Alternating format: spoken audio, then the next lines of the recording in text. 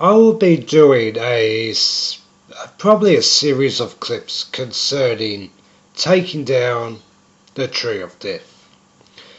Looking at it now, what I will be offering is that the middle pillar, the pillar of equilibrium on the tree of death, should be the one targeted.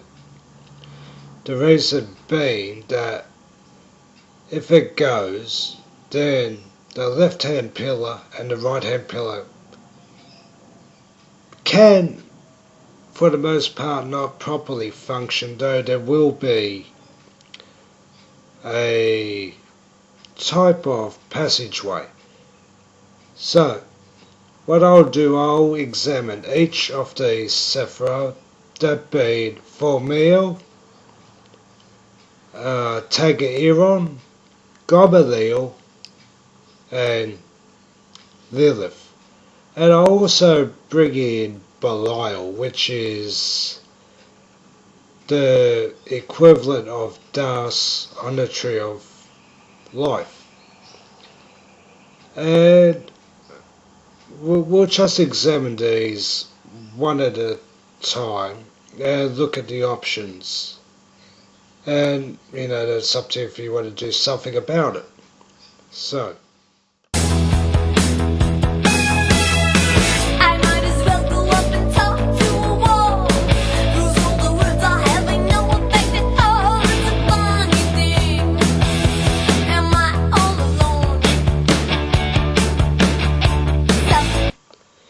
So, dealing with Thaumiel, we have two administrators, so to speak.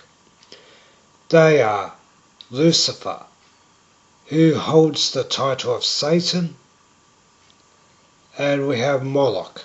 They are joint rulers or joint administrators of Thaumiel.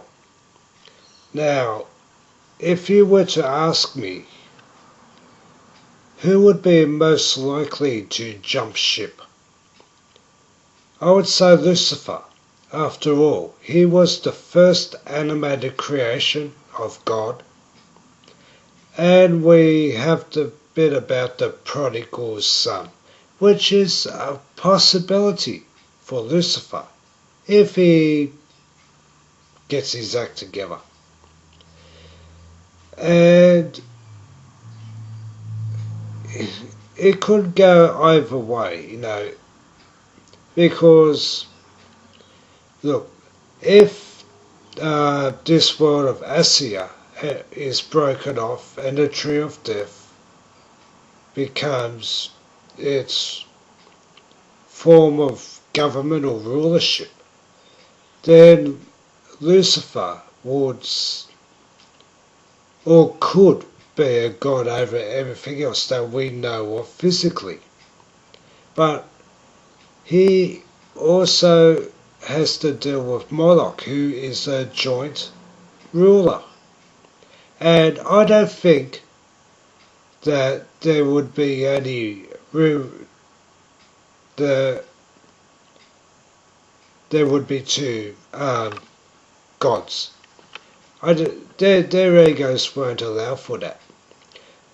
And if we look at Lucifer, he's been trying for how long to be God? I mean, what, millions of years? Who knows? And you look at his followers, who really, their occult knowledge is next to nothing, more akin to fairy tales. So he should realise by now he's on a sinking ship big time. And so you could say, he's the ultimate prodigal son. And he would have more in common with God because he's the first animated creation, or certainly that I know of. And really he's been nickel and diming with lesser creations. And You know, it's like someone smart hanging out with dopey kids. You can only do it for so long, or you only do it if you think there's something better. You know, you're just biding your time. But time is running out big time, or small time, or less time. So, if you were to ask me who would be most likely to jump out of Lucifer and Moloch, I would say Lucifer would. Now, as for Moloch, I'm just going to sum it up in one word about Moloch. Psychotic. Utterly psychotic. You know, if you ask any theistic Satanists or, you know, those who deal with the black arts, you know, you have some people say, oh yeah, all the demons are my friends, blah blah blah blah, which is not really true. And to call upon Moloch, I mean, you really got to be desperate. I mean, utterly psychotic is the only way I can describe him. No one wants to deal with Moloch unless they absolutely have to. He may, you know, give you what you want through your practice of sorcery, but then again, he might just kill you for something to do. It's really so unpredictable. You know, with Moloch, put it this way, let's take a comparison. Those who follow Lucifer and those who follow Moloch. Now, myself being a former theistic Satanist, you know, with Lucifer, I really didn't go all that much on him, you know. There was no chugging beers or anything like that. But if you know, look at it this way. You've got the Queen of England, you've got the royal family. Okay, the Queen of England, people can take her or leave her, but the fact is she's the Queen, and she's the, suppose you say, the binding element between all the Commonwealth countries. That's what Lucifer more or less functions as. Now myself, my favourite prince was Leviathan, but I had to give first worship and adoration to Lucifer, who is the Satan. The Satan is the title. Much like you've got Elizabeth Windsor, the person, and you've got the Queen. Same body, same person, but two different personalities because of their position. So, if you look at the followers of Lucifer, whether he be as the Satan or be as Lucifer, I mean, man, the standards have really gone down. Myself, when I was a Satanist, the only reason I really joined up into it was to practice occult magic, which turned out to be just sorcery. But I was kind of like an employee, so to speak. But I was an employee of the Crown. So I had to give allegiance to the hold of the crown, that being the Satan, who is Lucifer. And you know, the sort of crap that, you know, people say, oh, I'm a Luciferian man. You have any kids around? I mean, so the human followers of Lucifer these days, even whether it be Lucifer or Satan, I mean, I'll be quite frank, they're fucking whack. I mean, I compare it to the, you know, there's only a few of us who were hardcore occult practitioners, when I was a Satanist. And, we were of a much finer caliber. We took things seriously, but you look at the dopers, the new age hippie types, there's really no reason for Lucifer to stick around. And even if, say, the tree of death and, takes over Asia and breaks off, who's he going to be ruling? A population of dickheads, really. So that pushes, it's only a personal opinion of mine, but it would push to me that he's more likely to jump than Moloch. Now Moloch, as I said, is psychotic, and this is reflected in his followers. Because, looking back at ancient times, Moloch was also known as Baal Haman. But what did Moloch do when he was a god? Around ancient Israel, ancient Syria, and so on. Abortion,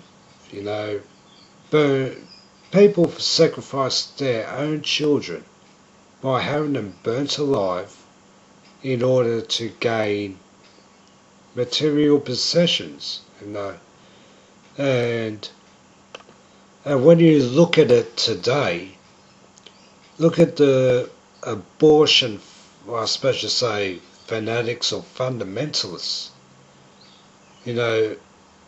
left wing or say Marxist, very atheist, hypocrites, they're huge hypocrites. They're into Marxism and feminism, yay the sisterhood. They're just really truly spiteful people, and they're fanatical about it. So we've got abortion as it stands now, pre-birth abortion, but there are people amongst that lot of Moloch worshippers who want post-birth abortion. You have a kid, it's costing you too much money to run, that's okay, just toss him in the oven.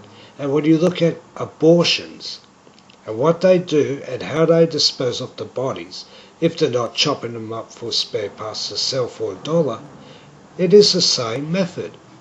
Rip the babies out and incinerate them. This is exactly the same as happened in ancient times. It's just there's just less pomp and ceremony about it. So Moloch, I don't believe, can be enticed, and you wouldn't want to. Like I said, he's psychotic. So out of those two, Lucifer would be most likely to jump, and for those who want to go to hell, whether this comes about or not, I don't know. I don't decide these things. Imagine having, trying to put it, you got the rent-a-mob left-wing types, open borders, yay, abort babies, yay, kill the white race, yay, legalize pedophilia and so on. Imagine being in a world run by those sorts of people. That is what will happen if Moloch takes over, if everything goes into a nightmare scenario. So, now I'm just weighing them up. And one thing about Lucifer, and this is an interesting part, there's a type of Brazilian voodoo. This Brazilian voodoo is called Kimbanda. Now, I can't really or it's going to be quite difficult to try and explain what it's about. And it's something you should look up for yourself. But the feminine aspect of, I suppose you say it's a type of God, is called Pombagira. And anyway, I'll just make it short. There's an aspect of the Pombagira who believes, or so the followers of Eshu and Pombagira believe that this aspect of Pombagira will entice Lucifer to reconcile with God. I mean, is it possible? I don't know, but it does seem reasonable.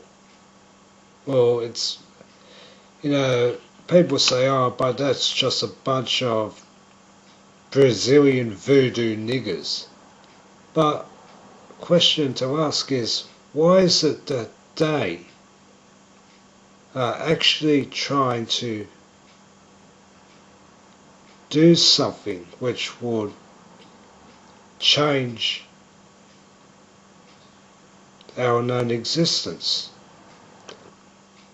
Well, and compare it to, let's say, the churches, mosques, synagogues, and so on. I don't know much about Kimbanda, but it would seem to me that the followers of Kimbanda are actually trying to get things done. And that would make them of a higher quality than today's Muslims, Christians, Jews, who really don't go for fixing things on an esoteric level. So I don't care if you see them as voodoo niggers or not, they're certainly a cut above most people on this earth. So, more power to them. But I will tell you one thing to beware of with Kimbanda is that Satanists have been trying to corrupt and infiltrate the various teachings. We've got, like, with Kabbalah, you have the Shem HaMephorash, which is the 72 angels who are good angels, through whom you can do magic. And you've got the Goetia, or some say Gosha, who are the 72 demons to do black magic. Now, there has been, as I understand it, attempts to combine the Goetia and Kimbanda together. And as I've said in other clips, the reason why Satanism does this is because it has to. It cannot ring true. So if Satanists are trying to infiltrate and corrupt, something like Kimbanda, you've got to ask yourself why. So I'll end it here.